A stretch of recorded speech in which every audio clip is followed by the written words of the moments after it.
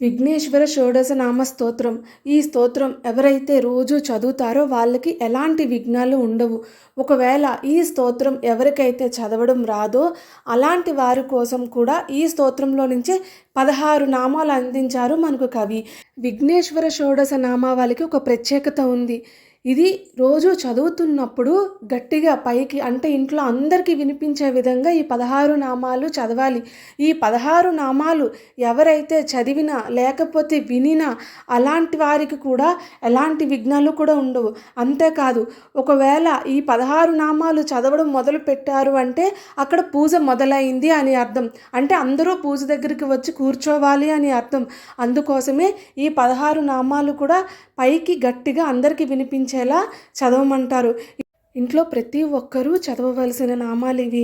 ఇంత గొప్ప షోడశ నామావళి అందించిన గణేష్ మహారాజ్కి జై.